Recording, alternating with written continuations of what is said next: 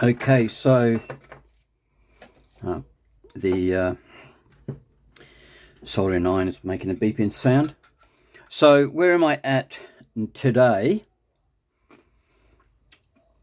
I think it's Friday the 7th or something like that.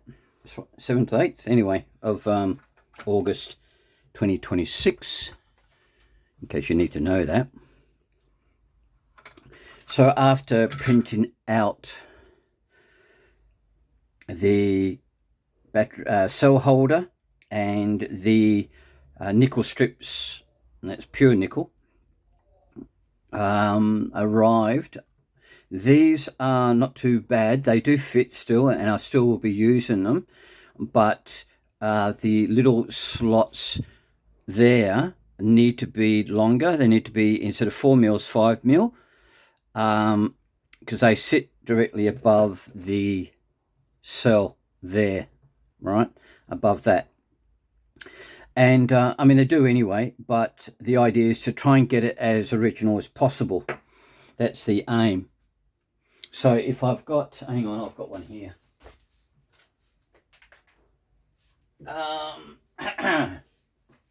Right, okay, so here's an original Hadean cell group.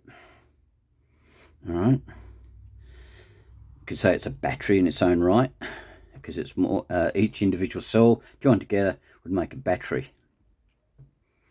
So as you can see here, this is the original cell holder or battery holder, and then the original nickel strips. And as you can see there, they've got little slots there, and they're directly above the, in this case, the anode. Not that it matters, but it is. It gives you an idea that when you're welding, you can see where you've got to weld. And the same that side as well. And then you've got little slots here.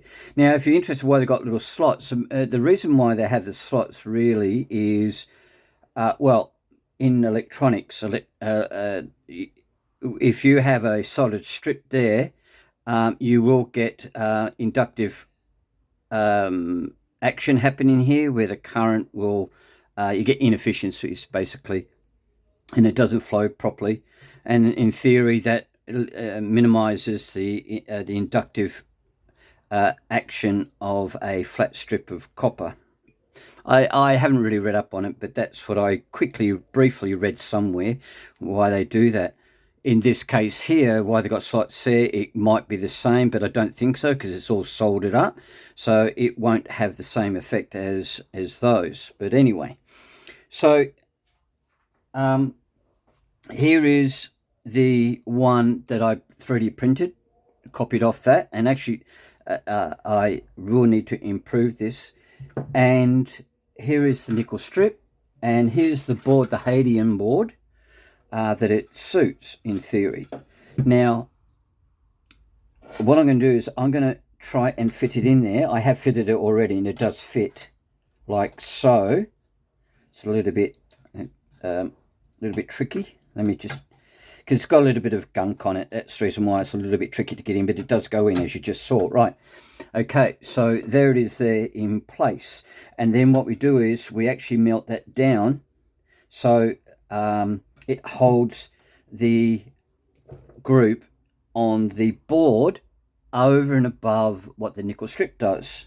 All right, because the nickel strip, this tab here, all right, goes through these slots here, and on the edge, it goes over the edge and then is soldered onto the board there. Now, it does fit. It's great. It fits perfectly. Okay, and this one's quite nice. This particular I use TPU, all right, which is a type of plastic, and it's quite flexible, which really is ideal for Hadean boards or any skateboard that's got a long battery board like this, because it does, especially the bamboo, all right, it does flex quite a lot, and you want that to flex. Now, the originals do have some flex to them, but not much. So I would say that this would be the better option in regards to the type of material to use. It holds the cells in place, and so therefore it'll work. Now, what I have found that the outside slots, like so, are practically perfect. And when I say practically, there is a little bit of a freedom inside there, but it's so minor. But the problem is these ones are not. The middle ones will distort to feed it in. Now, what I will need to do now is go back onto the CAD drawing and widen those there by a minuscule amount, probably 0.5 of a mil. But I've got to retain the position of those two where they are at. How do I do that? Well, I'm actually going to have to modify the position of these and bring them in 0.5 each, because if I'm widening equivalent to 1 millimeter, then see, I mean, it sits there, but when you go in, it starts to flex, and we're only talking about, 0.5, but I mean, I'll try 0.5 as a starter. That'll be the first design modification, I should say. If it needs to be a bit more than that, which I don't think it will need to do that, once I've done that, then and bring these in 0.5 of a mil each, so that they go into the slots here, okay, and they maintain that aspect. The other thing too is I used a program called Meshy. Meshy is where you take photographs of something and then upload the photograph onto the internet. So it's cloud-based, Meshy, and then it will do a 3D image of what you're doing, and then you can download it, and then, like I've done here, printed it out.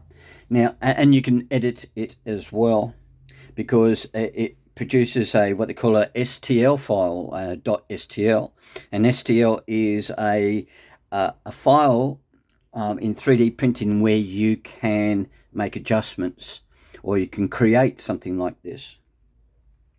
Now, the nickel strips, okay, and the other thing is, if I increase these by 0.5, that means overall it'll increase by 1 mil. That is fine. There is a massive gap between each one of these groups. I say massive, but a reasonable amount. So adding 1 mil won't affect them whatsoever. And the other thing is these strips here, this one's a bit bent, but anyway, it's the same.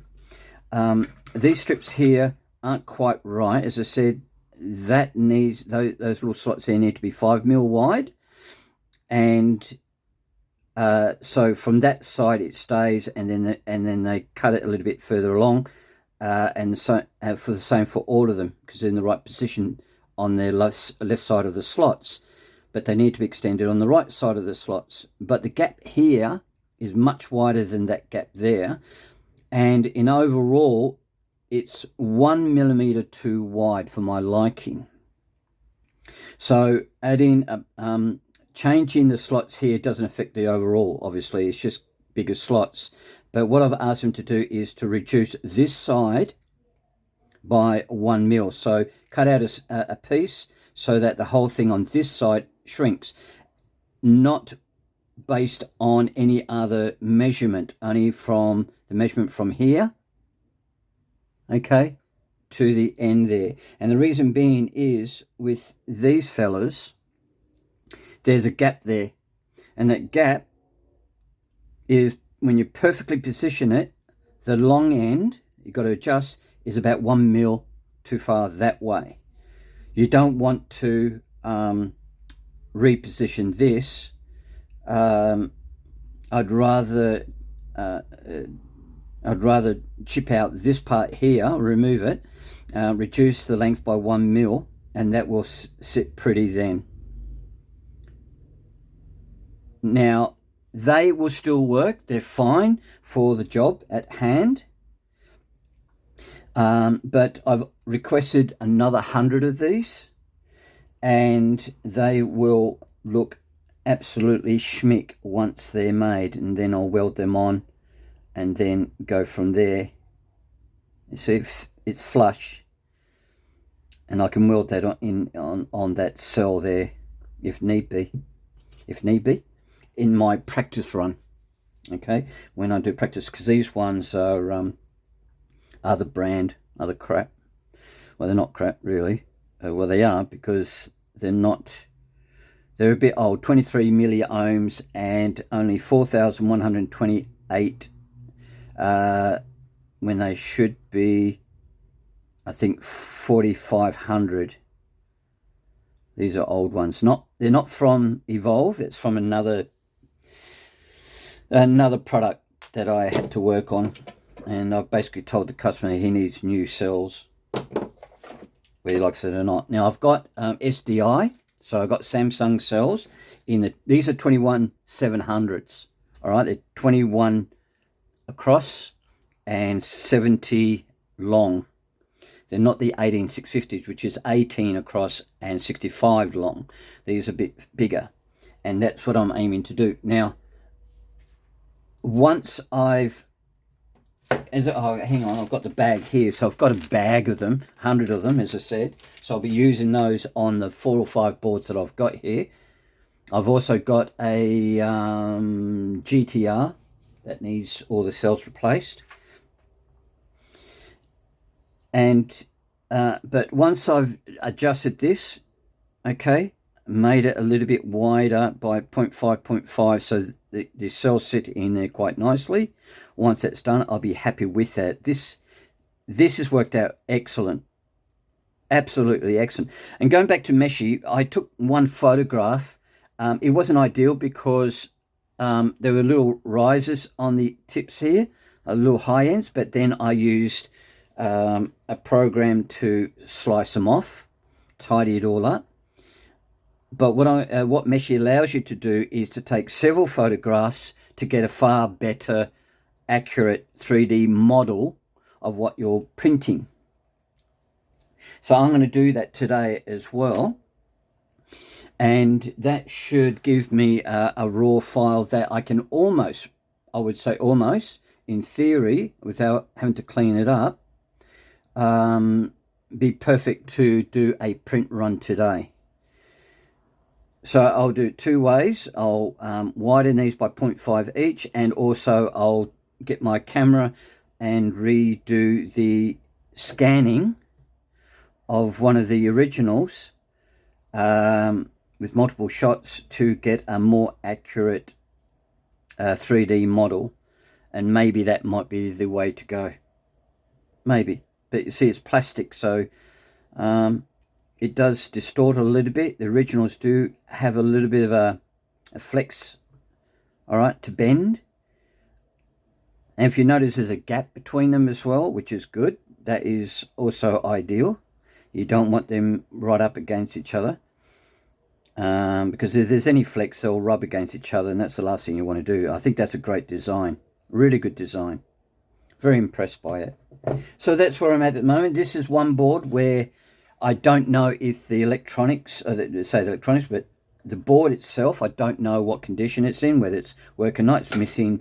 I've mentioned this or shown this video board before on previous videos, but it's missing a little 6-pin connector there, and these connectors there and the connector there. That's for the LED and that's for the switch, and it only uses 2 of the little connections there. But I don't know what condition these are. This is an op amp, a dual op amp, and then you've got little MOSFETs sitting right there as well. There's nothing there, and then you've got some resistors and some capacitors there as well. There is a variation of this board, and then you've got your 0 ohm resistors that act as fuses if there's too much current. The aim is to have them replaced and see if any of those MOSFETs require fixing or replacing, I should say. That's easily done using a multimeter in diode mode. I think I've got all of those in stock. The capacitors, I don't know what I've got there, and the resistors, I don't know. I don't think I've got those, but certainly To measure that capacity, those capacities, I'm just going to remove them and check how many. I'd say they're like not picofarads but microfarads of some sort, and then the resistors as well. Tiny as tiny. So the idea, therefore, is to fix the board entirely. The only problem is if the tracks under here are fractured. I was going to buy an X-ray. It's a handheld, like a dental one, but all up with the complete kit is $1,500. And I need to sell and do some work to get that kind of money to buy it. Now, I've been told it works on tracks, that you can see if there's any fractures. But in theory, the easiest way is to use a multimeter and use continuity in the meantime. I can do it that way. I have drawn up schematic for this board, hand drawn, and so I can determine the condition of the board, the components and the tracks, to see if anything is wrong with it. So this customer here, all the cells were dead. I've removed them all. I don't know what condition they're in, but what I will be doing is building up brand new ones of these, and I will slot them in, and I will do a temporary solder joint, meaning that only a dab, because the amount of solder that's used on here is quite extensive, and to remove, I've got to use my desolder station, as well as for extracting the solder, and my little Burco, what I call my little Burco. It's a 200-watt jobby. It's getting a bit loose there, by Handskit 927. So I do use that to then give it extra heat, because the nickel acts as a heat sink, as well as on the actual board itself. They act as a heat sink. Underneath there's a big copper piece right around that. It's all hidden by this paint, and so you need a lot of heat to lift up the pads from and to remove the solder pads from the board. So that will do. As I said, I've got about four Hadeans to do and one GTR, and this particular connector I can't get hold of.